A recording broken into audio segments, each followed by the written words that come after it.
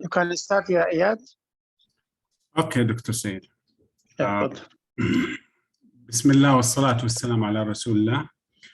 First, I would like to welcome Dr. Stephen Hampson, the speaker and presenter of today's webinar, which is about the university-based venture studios. And also, I would like to welcome the participants in this webinar from KFUPM and outside KFUPM. Please allow me to briefly introduce or mention the biography of Dr. Stephen. Dr. Stephen Hampson has been involved in the commercialization of new technologies from research-intensive organizations throughout his career. He worked with universities generating new ventures in Europe, Australia, and the Middle East, as well as worked with the corporate venture builders, such as Mac 49 in the United States, as an expert in residence. Dr. Hampson founded an incubator and investment fund, leading it through a public listing on the Australian Stock Exchange as CEO and Managing Director. His approach to early stage technology incubation has gained international recognition, winning awards in Australia, Asia, Europe, and America. Using systems-based methodology for the creation of startup companies from research, his approach to spin-out formation focuses on defining the job to be done and application of discovery-based planning.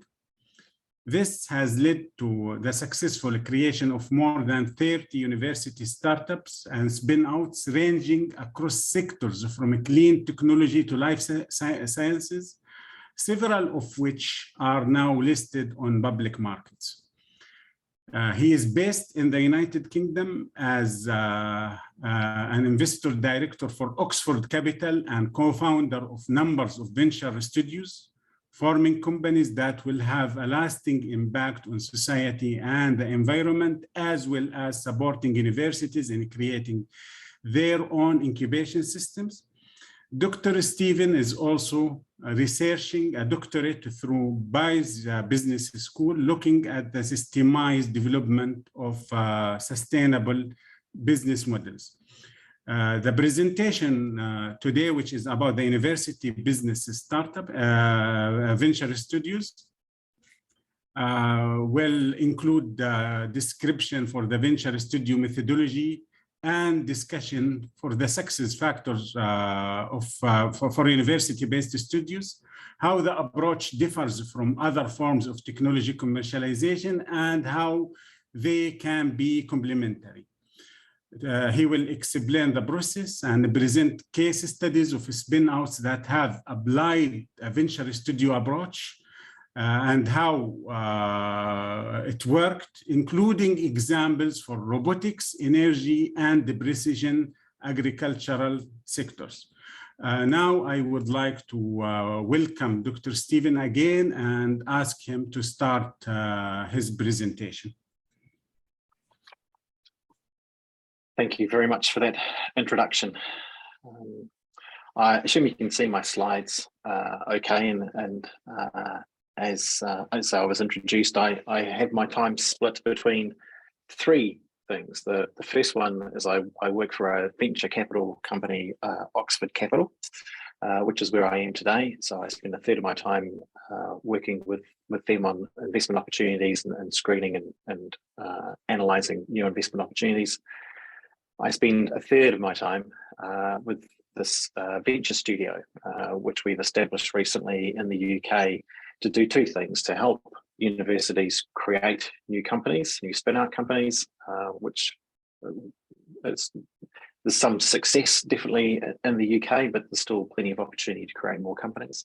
But we also work with universities to help them establish their own venture studio. And then a third of my time, I do academic research. I'm not sure it splits into those even one third, but I could probably do with spending more time on my own research. So I'm going to talk about a university-based venture studio and how it differs from other methods of commercialization.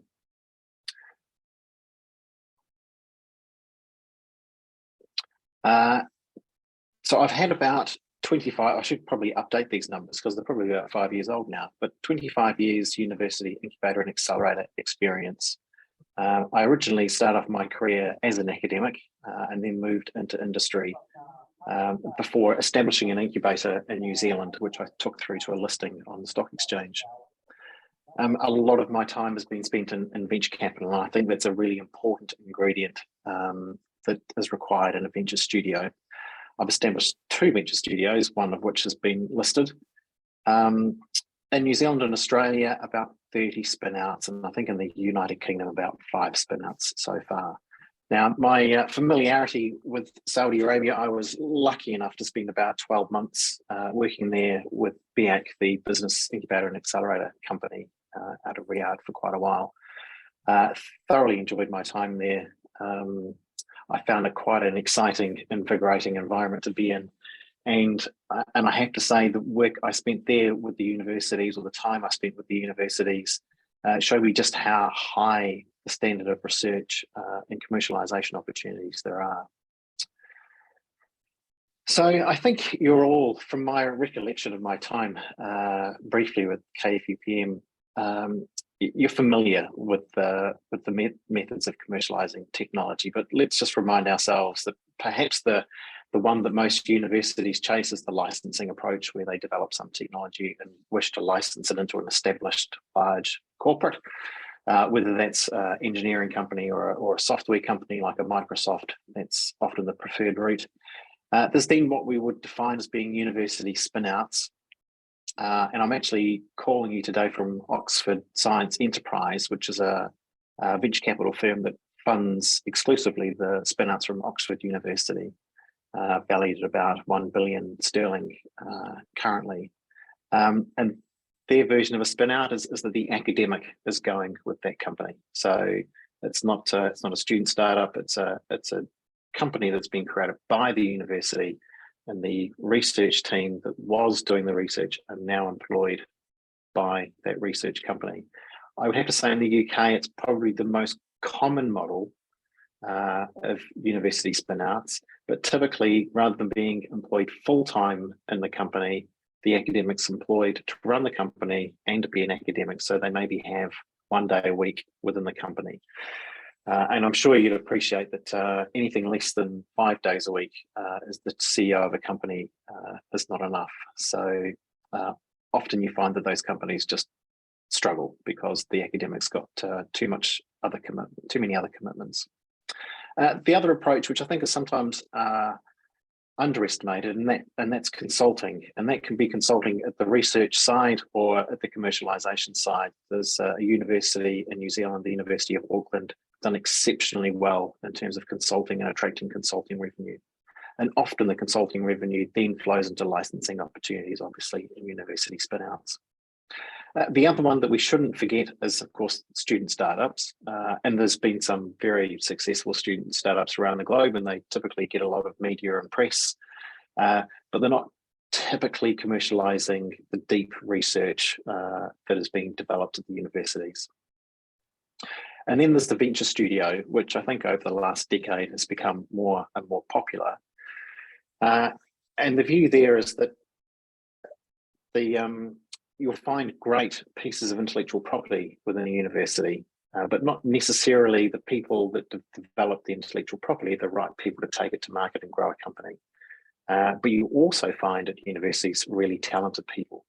So the opportunity here is to link that great technology that's being developed at the universities with that fantastic pool of talent. And early in my career, it struck me that universities are often thought of as being a source of knowledge, but equally they should be thought of as being a source of talent. And that talent doesn't have to just sit with the undergraduate students. It could be with the postgraduate students. It could, of course, be with the academics themselves, but it's also the alumni. And the alumni, especially those that have graduated within the last 2, 3, 4, 5 years, have still got a very strong connection back to their academic departments. So the objective of a venture studio is quite simple. It's to find that intellectual property and to match it with those people, those entrepreneurial people. It doesn't have to be and in fact, it invariably isn't. The entrepreneur hasn't come up with the idea. It's just that they've selected this as the person to take it forward. So I've been described as pulling together 4 elements: the intellectual property, the team. So you have to identify a team. So obviously a large success factor is the quality of the people that you can attract into that venture. You then have to craft together a business plan. And I would say that is the most difficult part, because any piece of technology can find its way into many different products, and those products can find their way many different markets. So you have quite a problem to solve in terms of working out what is the right business plan. But the final ingredient, which is quite critical, of course, is the source of capital. And you have to find a source of capital that's quite patient. We're not going to sort of necessarily turn these companies around to an exit opportunity in a few years. So I don't, and I'm probably one of the few people that don't think that the intellectual property necessarily has to be a patent. Most of the companies that I've started out of universities probably do have some level of patent protection, but I've also had quite a lot of success with know-how and just capability. So it doesn't necessarily have to be protected intellectual property. And the reason why I think that's important is that as that company develops, they will, of course, file more patents. They will build up their own patent portfolio. And I think, we have to think of these things as being dynamic organizations, not static organizations. As I mentioned, it doesn't have to be undergraduate students. Most of my success has been using postgraduate students and alumni to run those companies. So you do need those good connections into people, and you do need a way of identifying which are the right people to run those companies. But it's quite a straightforward process, really. But the university ecosystem, particularly I think your university ecosystem, actually has more depth than that. And the thing that I feel has a real big impact when you think of this sort of studio model where you're bringing these threads together, is when you can actually leverage the relationship that you have with your industry partners. And your industry partners will be able to identify areas where they think there's an opportunity to innovate. Not necessarily matched to some intellectual property, but over time you start to see where those two connections can be made. So the other important part in terms of building out the ecosystem to be successful with a venture studio is to build the investment partners as well. And that could be angels, and some form their own sort of little angel group, generally based around their alumni. Could be government funds. Some more advanced, like the University College in London, Imperial College, have their own funds. And then, of course, some just form a good relationship with venture funds like the Oxford Capital Company that I do work for. So the key, or at least the starting point, is to think about those industries, think about those solutions, those technologies that we have from the world-class researchers that I know you have at your university, and match the two things together. And that's basically what this process is of a venture studio. It's finding deep problems, and it's finding the intellectual property to solve it. And of course, you have to start with one of those. You could start with the industry problems and start thinking about what capabilities you have within the university to solve that problem. Or you can start with the intellectual property and go, let's explore the different problems that this technology could solve. I think the problem solution, that product market match, is very much at a product kind of level. And I think if you're going to build successful businesses, we have to think of it, and Yard hinted to this in his opening comments, and we have to think about the jobs that people are trying to get done, which is a bit broader than just simply the product. What are they hiring this product to do? That's the question that we need to ask ourselves, because we're trying to help organizations, whether they're consumers or whether they're companies, to come up with solutions to a job that they have. And we're matching that with innovation. So it's not just going to be one piece of technology, it's going to be a range of technologies that we're trying to match together. So we're trying to build businesses here. We're not trying to commercialize technology or build products. We're trying to build businesses.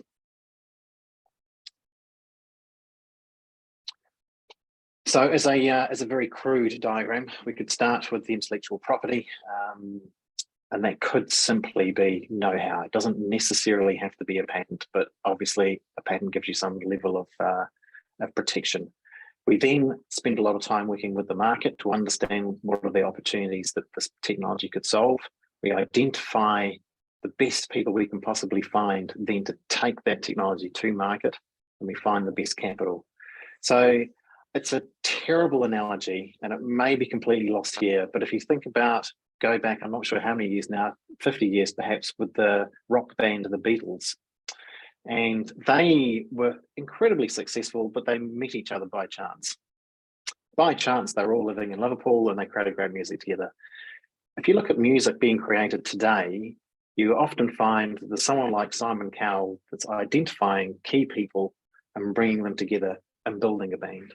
And it's very much the same thing. It's a terrible analogy, I know, but it's very much the same thing. But rather than relying on that chance that the academic either speaks to the right person or happens to be entrepreneurial, we take the role of saying we can actually match those things together and actually build the best that we can.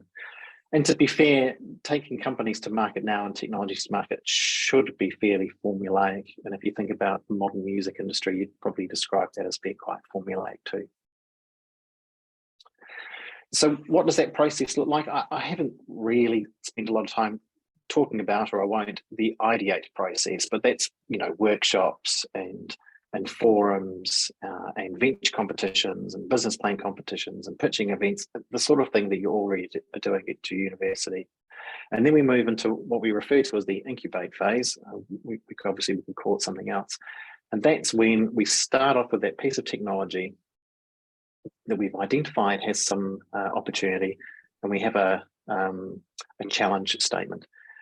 And then we would spend 3 to 6 months working with that technology, interviewing the market, trying to understand what problem that technology can solve. It's a bit like a design sprint process. So it's high repetition, it's lots of conversations, it's lots of data gathering, it's lots of data analysis.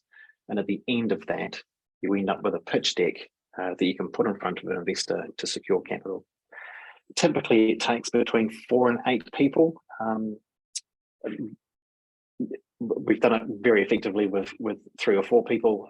We've done it very effectively with 6 to 8 people. The benefit of having more people is that more people get involved in the process and more people learn the process. And it's a bit of an education process as it is a venture building process.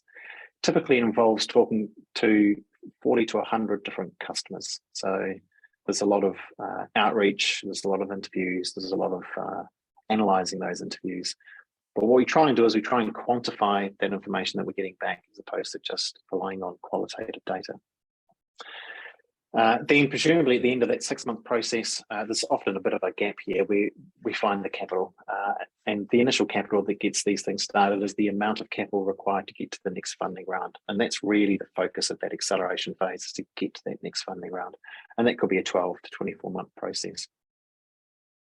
There's a key difference here, I think, that you'll find with venture studios, certainly all the venture studios that I know, and that is that one of their team will be, at least one of their team will be part of that acceleration phase. So it's not kind of going through the incubate phase and getting handed over to other people. They actually, some of the people within the venture studio have moved across into that acceleration phase as well. So that knowledge they've gained through the interviews is actually flowing into the acceleration phase.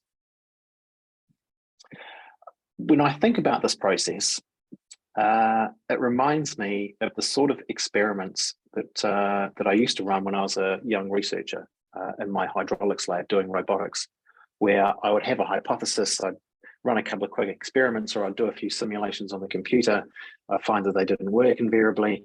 I'd go and modify my experiment and I'd have another go. It's very much similar to that. And I think the skills of doing this kind of development work should be ideally matched to the researcher. And certainly in my experience, when we're trying to convince researchers to try this entrepreneurial approach, they've taken to it extremely easily, because that thought process of questioning what they hear, doing little experiments, embracing uncertainty, they've been very good at.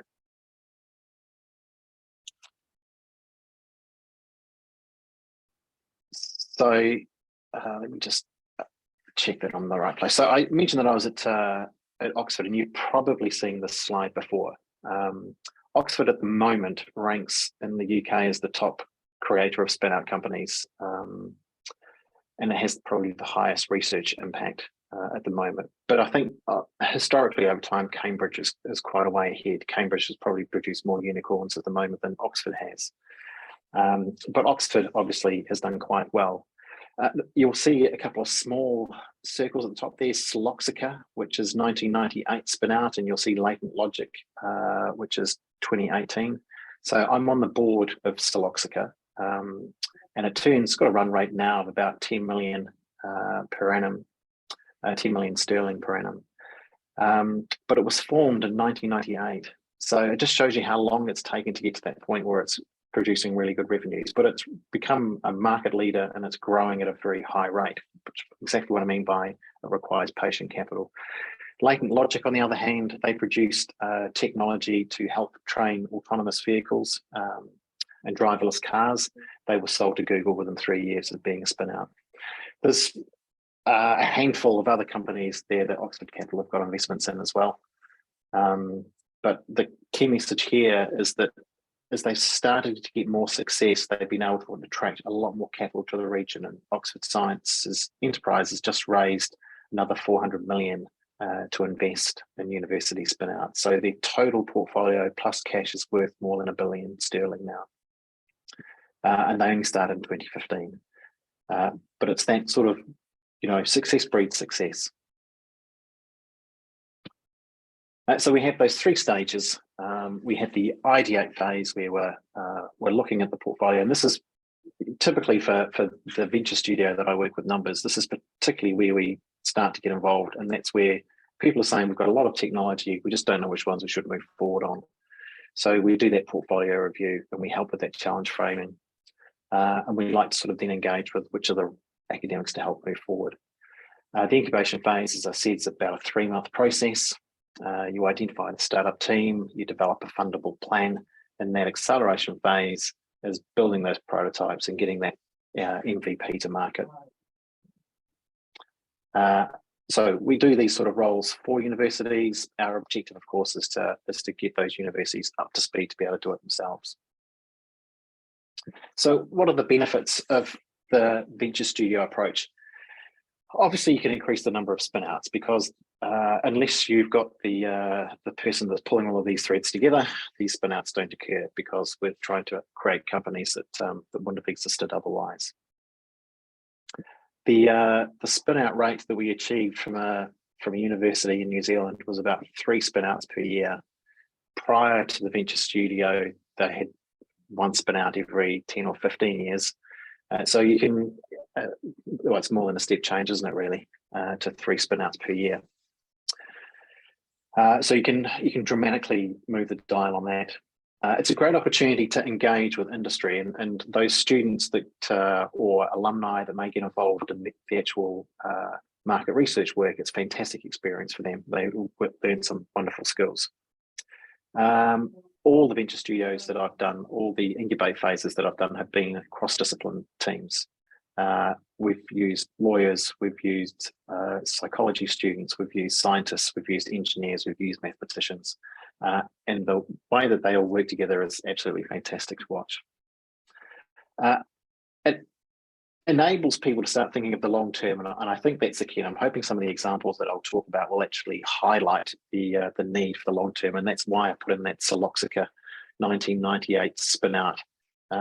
It's still a spin out. It employs about 30 people. It's still on a growth trajectory, but you have to get started to actually make it a success. The other thing about it, and we haven't really done too many of these, although we're looking at one now at City, the University of London, and that's that you can strategically create those ventures. So you can look across your departments and you can go, well, we've got a lot of activity in engineering, but we don't have a lot of activity in materials. Why don't we put a focus on that materials group, and you can direct your attention to that particular group and say, let's see if we can get some spin outs going specifically out of that research group. So you can target it to where you think there might be a strategic advantage.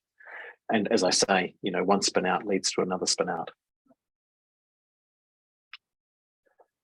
So what I'm going to do now is I'm going to briefly talk about some case studies, some examples of companies that we've created using the Venture Studio model, try and highlight some of the lessons that we've learned in doing this approach. I'm not going to go into too much detail, if I can, about the technology. They're all engineering based, so I'm sure you'll all understand the technology probably better than I do. So the first one I think is a very interesting one, and it's one of the early companies that we created using a Venture Studio approach, and that is looking at an equivalent to the suction pad. So what you can see here, as you'll all recognize, is a robotic arm, and it's got 4 suction pads on the bottom used for picking and placing boxes. If you developed a better suction pad, then the chances are, the first thought would be, well, let's go and license it to the robotic companies that use suction pads, and we'll improve their suction pad. It's a sustaining innovation. Sustaining innovation's ideal for licensing, not so good for startups. They tend to be more disruptive companies, as I'm sure you all appreciate. The technology that they had developed at this university was kind of like the reverse of a suction pad. It was using the Bernoulli effect. So high pressure air flowing at high speed through a nozzle, creating a low pressure lifting zone, which I've shown you in diagram number 3. That light blue is vacuum pressure. So you could pick up those boxes that I showed you in the previous slide without actually touching the box. So some value. Let's see, there's a chat. I'll come back to that question. It's a very good one.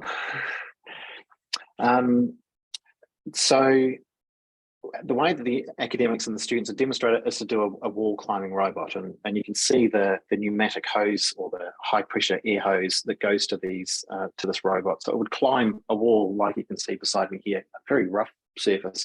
It would get to the top, then the weight of those hoses would pull it back down again and it would fall off. Not the sort of thing you can readily commercialize.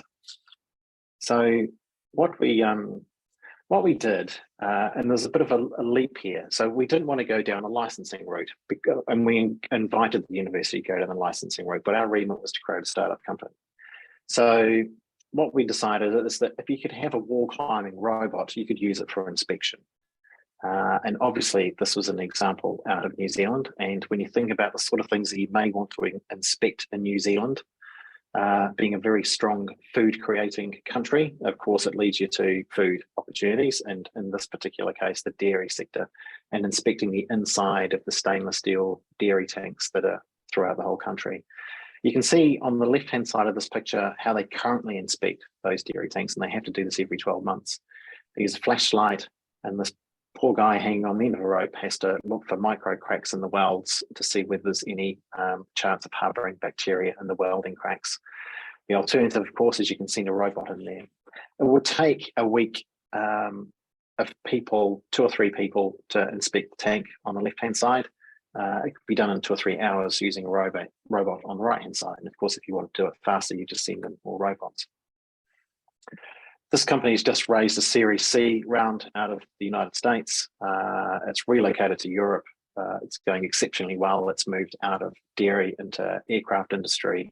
Oil and gas continues to develop. But the important part of this was that when we analysed the opportunity, we said there's definitely an opportunity to have robotic inspection of dairy tanks. The question is whether the suction pad that had been developed at the university would actually do the job. And it turns out it didn't. But because we believe in running a series of small experiments, we had also got a team of students to develop an alternative suction pad that would work in stainless steel tanks. So this actually doesn't use the initial technology that we started with. We adapted that process. So I promised to do one out of the energy sector, and this is an example of the sort of challenge statement that we might throw to ourselves. How might we support the transition to a renewable source of energy? And I'm imagining that you all know much more about this than I do. But if we were to start using more renewables, and you can see here's a prediction of how much more energy will be will be generated using renewables, you have to support that renewable base. And to do that, of course, you'd need grid level storage capacity or seasonal storage capacity. Because, as you know, renewables don't come with energy storage, whereas oil has energy storage built in. So the way we think that will transpire is that clean fuels like hydrogen and ammonia will be used for storage. But if you have clean fuels, you then have to turn them into electricity. Part of the research that we had from the market come back to us was very strong that they didn't want to be reliant upon a single source of fuel in the future. They wanted optionality. So if one day they were burning hydrogen, the next day they might be burning biofuel, and the next day they might be burning ammonia, but they wanted to be able to buy whichever was going to be the cheapest on the market, whichever was going to be the most available. They didn't want to find themselves into the sort of situation that Europe's found itself in today. So this is a linear generator out of Durham University in the north of the UK. And this has the ability to have an infinitely variable compression ratio. So rather than using a crankshaft and a reciprocating action, it's just a linear motion. And the electricity is pulled out by that coil that you can see in the center of the diagram here. Crucially, what it's addressing is the need for fuel flexibility in the future, which means that it can start today burning natural gas, and then can move seamlessly in real time, in fact, to burning hydrogen or ammonia. So we're just in the states now of finalising an investment round to this company, and of course, you know, they won't look like this diagram here. They'll look like some containerized block here of several of those sort of cylinders operating. Not necessarily on hydrogen, could be on ammonia, as I say. The key there is that... Dr. Stephen, I am sorry for the interruption, but I think we need to leave 5 minutes at the end, you know, at least 5 minutes for the questions, you know. Understood. I've got one more to show you, which is a challenge we had to look at hay bales and the moisture content in hay bales. And we certainly need to analyze that sort of moisture content, but the trouble is you have to sort of build it into somebody else's product. And when you're building a startup, it's never a good idea to be reliant upon somebody else. So where the company ended up going was detecting moisture underneath road surfaces, and moisture underneath road surfaces, of course, create potholes. So you can see there, this is the device that they came up with, which is a method for measuring moisture below the ground up to say about 300 to 500 millimeters. But it's self-contained. It doesn't rely on somebody changing their own design. You can start and start making the sales yourself. The final one was around palm plantations. What do you do to increase the productivity of coconut or palm oil plantations? There's lots of things you can do. Obviously, what you need to do there is when you look at how do we increase productivity, you come back to actually what we require is a range of technologies, not just one technology. So like I say, it's that job that you're trying to solve as opposed to that single individual piece of technology. So if you like, I can stop there. I'll stop sharing, and I'm happy to answer any questions.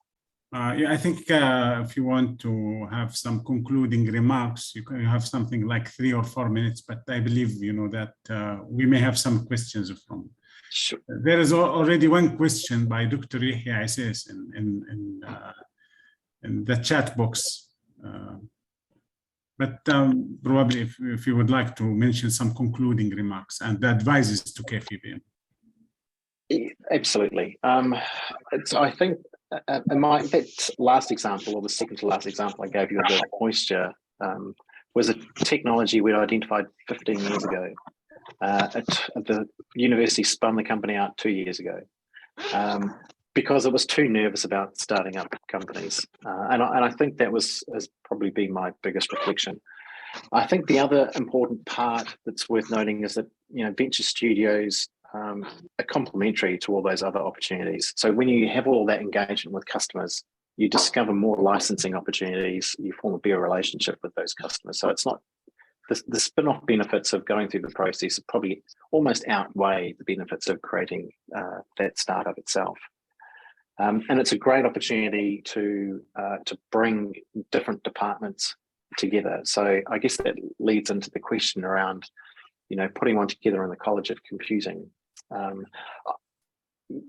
think there's I think I would consider the venture studio in its best form to be decentralized. So rather being centralized, to almost have like central coordination, but venture studios acting in each of those different colleges. So you would have one acting in, and by a venture studio, I mean going through the process of creating that startup company. So you'd have the same process, the same methodology, the same procedures, but you would run an incubation phase at the College of Computing. You'd run an incubation phase, perhaps in your engineering school. You'd run an incubation phase in materials, or one of your other departments, energy, perhaps.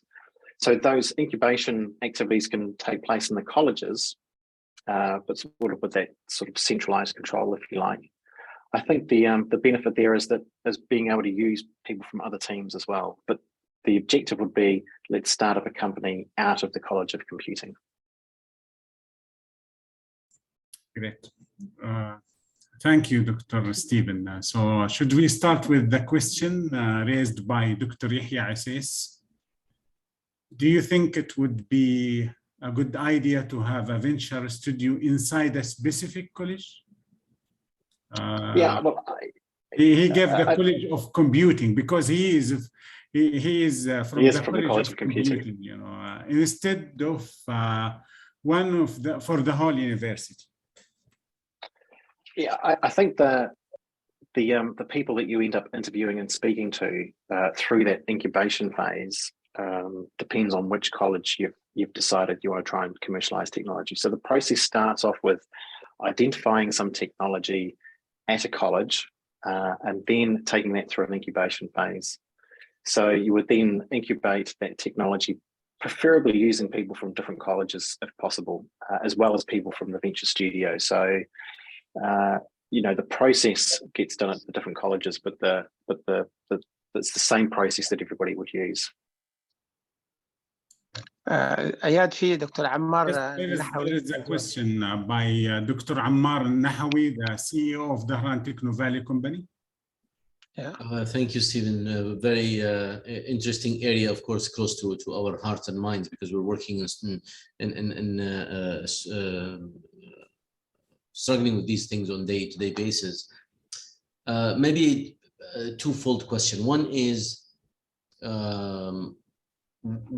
how does the Oxford Science Enterprise get involved in a spin-out?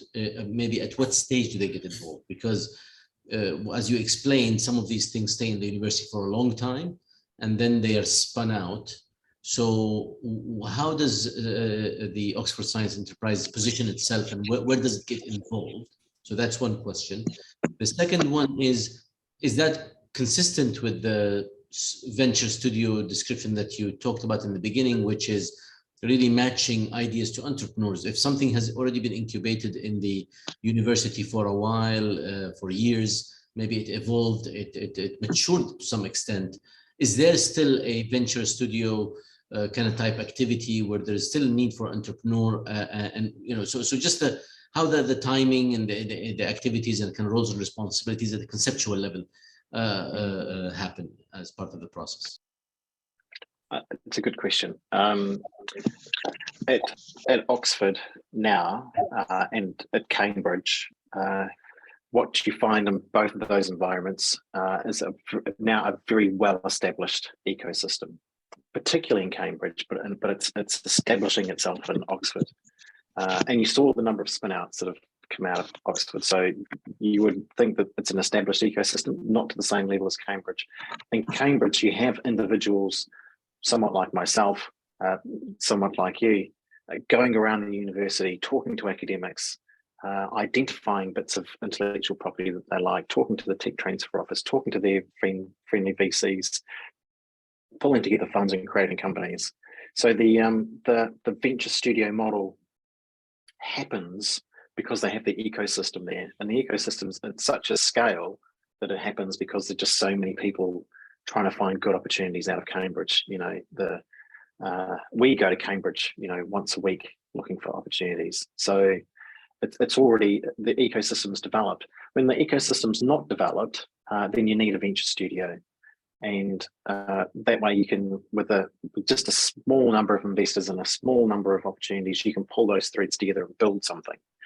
When the ecosystem is developed, and I think, you know, at that point in time, you go, well, do we need to do a venture studio to hit our targets? Well, you probably don't. You may still decide to do it strategically. Oxford, their spin-outs are all either student spin-outs or academic spin-outs. And their model is simply, if it's come out of Oxford, we will invest, which is not a bad investment strategy. And their IRR at the moment is about 30%.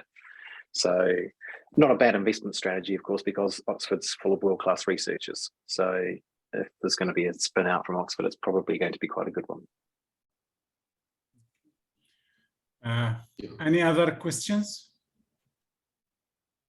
You can take 2 to 3 questions, yeah, okay, because it's, yeah. Any more questions from the participants? Yes, Iyad, I do have a question. This is Dwight. Okay, please go ahead. Thank you, Stephen. Very, very thoughtful presentation. It reminded me of the I-Corps program a bit, so it was good to hear. My question is related to the spin-outs. You mentioned that the most successful spin-outs, is when the researchers go along with the entity. And, I was just wondering, what that journey was like. I mean, I can't imagine that when you start a venture building program that you flip the switch overnight and the university is totally comfortable with the researcher, walking out the door with the startup. So can you give a little bit of background on how that journey? Sure.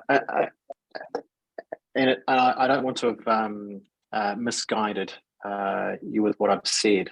A large number of successful spin-outs are the academic going, but in a venture studio model, what you're trying to do is you're trying to encourage the academic to carry on doing research and not leave the university. What you're saying is that you're a world-class researcher, you carry on doing more world-class research, we'll find a world-class team to run your company. And when I have that conversation with the academics, I say to themselves, rather than thinking of yourself as being an entrepreneur, think of yourself as being a venture capitalist.